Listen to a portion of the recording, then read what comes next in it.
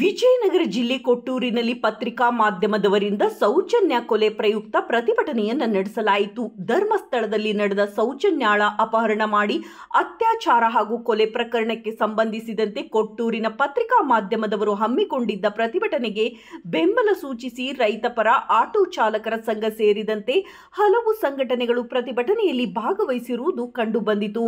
ನಗರದ ಬಯಲು ಬಸವೇಶ್ವರ ದೇವಸ್ಥಾನದಿಂದ ಹೊರಟ ಪ್ರತಿಭಟನಾಕಾರರು ತಹಶೀಲ್ದಾರ್ ಕಚೇರಿ ಹತ್ತಿರ ಆಗಮಿಸಿ ತಹಶೀಲ್ದಾರ್ ರವರಾದ ಅಂಬರೀಶ್ ರವರಿಗೆ ಮನವಿಯನ್ನ ಸಲ್ಲಿಸಿದರು. ಈ ಸಂದರ್ಭದಲ್ಲಿ ಮಾತನಾಡಿದ ಪತ್ರಕರ್ತರಾದ ಉಜ್ನಿ ರುದ್ರಪ್ಪ, ಅದು ಧರ್ಮಸ್ಥಳ ಅಲ್ಲ, ಕರ್ಮಸ್ಥಳ. ಅಲ್ಲಿ ನಡೆದಿರುವ ಆದ ಸರಣಿ ಕೊಲೆಗಳಿಗೆ ನ್ಯಾಯವನ್ನು ಒದಗಿಸಿಕೊಡಬೇಕು. ಅವರು ಎಷ್ಟೇ ದೊಡ್ಡವರಾದರೂ ಅವರಿಗೆ ಶಿಕ್ಷೆ ಆಗಬೇಕು ಎಂಬ ಆಕ್ರೋಶದ ನುಡಿಗಳನ್ನು ಆಡಿದರು. ಮತ್ತು ಈ ಹೋರಾಟದ ವಿಜಯನಗರ ಜಿಲ್ಲೆಯವರೆಗೂ ಪಾದಯಾತ್ರೆಯ ಮೂಲಕ ಡಿಸಿ ಕಚೇರಿಯವರೆಗೆ ಹೋರಾಟ ಮಾಡುತ್ತೇವೆ ಎಂದು ಉಜ್ನಿ ರುದ್ರಪ್ಪ ಅವರು ಆಕ್ರೋಶ ವ್ಯಕ್ತಪಡಿಸಿದರು. ನಂತರ ಮಾತನಾಡಿದ ರೈತ ಸಂಘಟನೆಯ ಭರಮಣ್ಣ ಮರುಳಸಿದ್ದಪ್ಪ, ಮಲ್ಲಿಕಾರ್ಜುನ್, ಡಿಎಸ್ಎಸ್ ಮುಖಂಡ ದುರ್ಗಣ್ಣ, ಕನ್ನಕಟ್ಟಿ ಶಿವರಾಜ್ ಮಾತನಾಡಿ ಸೌಜನ್ಯಾಳ ಕೊಲೆಗೆ ನ್ಯಾಯ ಸಿಗಲೇಬೇಕು ಎಂಬ ಆಕ್ರೋಶದ ಮಾತುಗಳನ್ನು ಆಡಿದರು. ಈ ಪ್ರತಿಭಟನೆಯಲ್ಲಿ ಮಾಧ್ಯಮದವರಾದ ಬದ್ದಿ ಮಂಜುನಾಥ್, ಮಣಿಕಂಠ, ಪ್ರಕಾಶ್, ಟಿಎಂ, ರವಿಚಂದ್ರ, ಮಧುಬಾಬು, ಇತರೆ ಮುಖಂಡರು ಎಲ್ಲ ಪತ್ರಕರ್ತರು ಈ ಸಂದರ್ಭದಲ್ಲಿ ಉಪಸ್ಥಿತರಿದ್ದರು. ವರದಿ Prakash, TM, BSP news, Vijayanagara ಜಿಲ್ಲೆ, ಕೊಟ್ಟೂರು. ಎಸ್ಐಟಿ ತನಿಖೆ ಸಮಗ್ರವಾಗಿ ತನಿಖೆ ನಡೆಸಲೇಬೇಕು. ಎಸ್ಐಟಿ ತನಿಖೆ ಸಮಗ್ರವಾಗಿ ತನಿಖೆ ನಡೆಯಲೇಬೇಕು. ಬೇಕೇ ಬೇಕು. ಬೇಕೇ ಬೇಕು.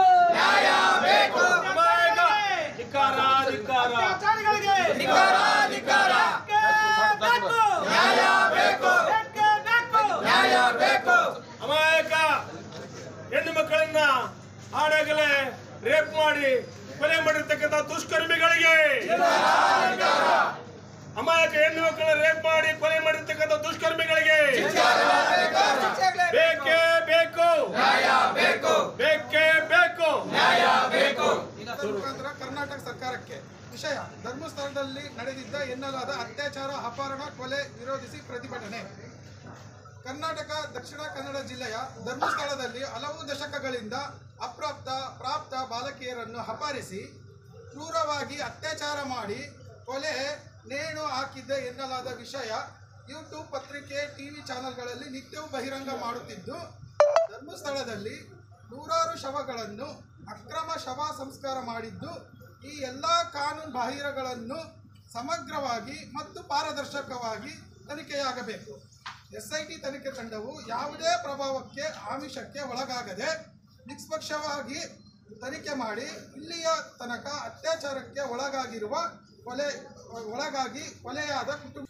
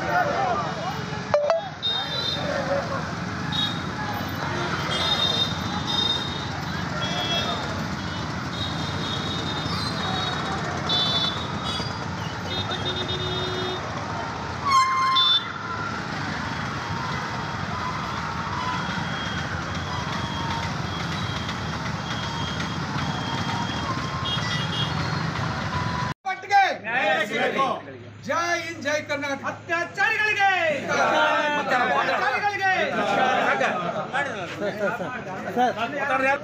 ಧರ್ಮಸ್ಥಳ ಸೌಜನ್ಯ ಆಗಿರುವಂತ ಅನ್ಯಾಯ ನಿಮ್ಮೆಲ್ಲರಿಗೂ ಗೊತ್ತೇ ಇದೆ ಬಂಧುಗಳೇ. ಈ ದಿನ ನಾವು ಹೋರಾಟ ಸ್ಟಾರ್ಟ್ ಮಾಡಿದೀವಿ. ಇವತ್ತು ಮೊದಲೇ ಹೋರಾಟ ಅಂತ ವೃದ್ಧಪ್ ಸರ್ ಹೇಳಿದ್ರು. ಇದು ಹೋರಾಟ ಇಂದಿನಿಂದ ಕೊಟ್ಟೂರಲ್ಲಿ ಉಗ್ರವಾದ ಹೋರಾಟಕ್ಕೆ ತಿರುಗಬೇಕು. ಸೌಜನ್ಯಗಳಿಗೆ ನ್ಯಾಯ ಸಿಗೋವರೆಗೂ ನಾವ್ಯಾರು ಈ ಹೋರಾಟವನ್ನು ನಿಲ್ಲಿಸಬಾರ್ದು. 100 ಜನ ಅಪರಾಧಿಗಳು ತಪ್ಪಿಸಬಹುದು, ಒಬ್ಬ ನಿರಪರಾಧಿಗೆ ಶಿಕ್ಷೆ ಆಗ್ಬಾರ್ದು ಅಂತ ನಮ್ಮ ದೇಶದ ಕಾನೂನೇ ಇದೆ. ಅಂತ ಸೌಜನ್ಯಗೆ ಇವತ್ತು ನಮ್ಮ ಕರ್ನಾಟಕದ ಮನೆ ಮಗಳು, ನಮ್ಮ ತಂಗಿನೋ ಇಲ್ಲ ನಮ್ಮ ಅಕ್ಕನೋ ಆಗಿರ್ಬೋದು, ಅವಳಿಗೆ ಅನ್ಯಾಯ ಆಗಿದೆ. ನಾವು ಅವಳಿಗೆ ನ್ಯಾಯ ಕೊಡಿಸೋವರೆಗೂ ಈ ಹೋರಾಟ ನಿಲ್ಲಿಸಬಾರ್ದು. ಕರ್ನಾಟಕದಲ್ಲಿ ಸಂಘಟನೆಗಳು ಹೋರಾಟ ಮಾಡಿದ್ರೆ ಯಾವ ರಾಜ್ಯ ಸರ್ಕಾರ ಮತ್ತೆ ಕೇಂದ್ರ ಸರ್ಕಾರ ನಮ್ಮನ್ನ ತಡೆಯಕ್ಕಾಗಲ್ಲ. ಸೌಜನ್ಯ ನ್ಯಾಯ ಸಿಗೋವರೆಗೂ ಸೌಜನ್ಯ ಪ್ರಕರಣದ ತನಿಖೆ ನ್ಯಾಯಯುತವಾಗಿ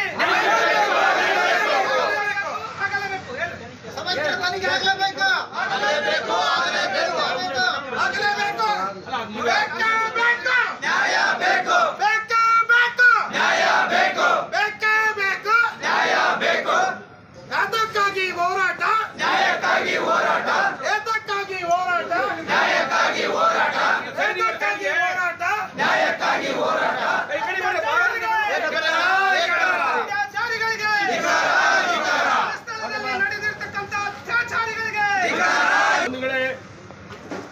ಇವತ್ತು ಧರ್ಮಸ್ಥಳದಲ್ಲಿ ನಡೆದಿರ್ತಕ್ಕಂಥ ಘಟನೆ ಇಡೀ ರಾಜ್ಯ ಅಲ್ಲ, ದೇಶ ಅಲ್ಲ, ವಿದೇಶಗಳಿಗೂ ಈ ವಿದೇಶದವರೆಗೂ ಹೋಗಿರ್ತಕ್ಕಂಥ ಸುದ್ದಿ ನಿಮ್ಮೆಲ್ಲರಿಗೂ ಗೊತ್ತಿರ್ತಕ್ಕಂಥ ವಿಷಯ. ಆದ್ರಿಂದ ಈಗ SIT ತನಿಖೆ ರಚನೆ ಮಾಡಿದ್ದಾರೆ. ಇವತ್ತು SIT ತನಿಖೆ ಹೋಗಿದೆ ಧರ್ಮಸ್ಥಳಕ್ಕೆ.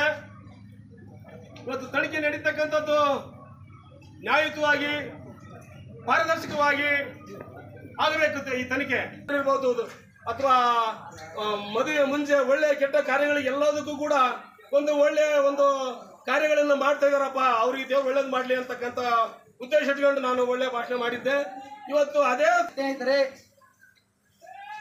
ಧರ್ಮಸ್ಥಳದಲ್ಲಿ ನಡೆದಿರ್ತಕ್ಕಂಥ 2012ರಲ್ಲಿ ಏನು ಸೌಜನ್ಯ ಅನನ್ಯ ಅವ್ರು ಯಾರು 100 ಹೆಣ ಊತೀವಿ ಅಂತೇಳಿ ಪಬ್ಲಿಕ್ ಆಗಿ ಯಾವುದೋ ಒಬ್ಬ ವ್ಯಕ್ತಿ ಹೇಳ್ತಾನೆ. ಹೇಳಿದ್ಮೇಲೆ ಆ ವ್ಯಕ್ತಿ ಬಹಿರಂಗ ಪಡಿಸ್ತಾನೆ. ಬಹಿರಂಗ ಪಡಿಸಿದ್ಮೇಲೆ